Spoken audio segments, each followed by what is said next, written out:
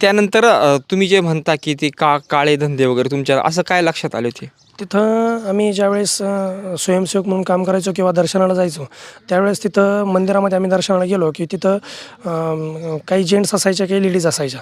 पण त्याच्या समोर पहिल्या लेडीज बसलेल्या असायच्या. त्याच्याकडं प्राधान्य पहिलं लेडीजला असायचं. आणि काही पूजाविधी जर करायच्या असल्या तर आम्ही असं ऐकून होतो का तो काही पूजाविधी करण्यासाठी पहिलं महिलांना आतमध्ये घ्यायचा आणि त्यांच्यासोबत पूजा करायची आणि नंतर पुरुषांना आतमध्ये बोलवायचं. अशी कुठली पूजा आहे की ती फक्त महिलांसोबतच केल्या जायची, असं आमच्या लक्षात आलं. त्याच्यामुळे आम्ही तिथं जायचं बंद करून टाकलं. साधारण आता मी तर असं ऐकलंय, समजा नाशिकमध्ये पण ते ऑफिसमध्ये त्यांचं ते भविष्य वगैरे बघायचे. आता इथं ऐकलं इथं इथं पण त्यांचं फार्म हाऊस आहे, इथं मोठं शिवमंदिर पण आहे. तर नेमकं त्यांची कामाची पद्धत इथं होती का तिथं होती, नेमकी काय नाही, पद्धत आता होती, ते कशी होती? शनिवार रविवार इथं दिसायचे. सकाळी सकाळी ते सायकलवर कधी दिसायचे, कधी पायी दिसायचे. आणि असं आता आम्ही तिथं जाण्याचं बंद केलं. त्याच्यामुळे तिथले आजूबाजूचे लोक सांगायचे की साहेब शनिवार आणि रविवारी इथंच असतात. त्याच्यामुळे तो इथं आणि ते ज्यावेळेस इथे यायचे त्यावेळेस खूप इथं गर्दी जमायची. खूप मोठ्या मोठ्या VIP गाड्या यायच्या, खूप महागाच्या गाड्या इथं येऊन दिसायच्या. की ज्या गाड्या आम्ही कधी बघितलेल्या नव्हत्या त्या गाड्या आम्हाला त्या कॅप्टन खरातमुळे इथं बघायला मिळाल्या. अच्छा. आणि किती वर्षापासून साधारण या ठिकाणी ते होते आणि त्यांची सुरुवात नेमकी कशी झाली?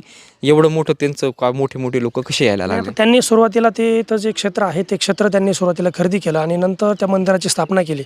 आता लोकांची गर्दी तिथं वाढायला लागली, साहजिकच आहे. भगवान शिवशंकराचं मंदिर आहे, तिथं लोक श्रद्धेपोटी येतात, दर्शन घेतात, जातात. मग ते हळूहळू मंदिराचा अट्रॅक्टिव्हपणा खूप छान होता. आणि आम्ही असं ऐकलं की ते पर्यटन स्थळामध्ये नोंद केली, त्याच्यामुळे त्याचा निधी पण यायचा.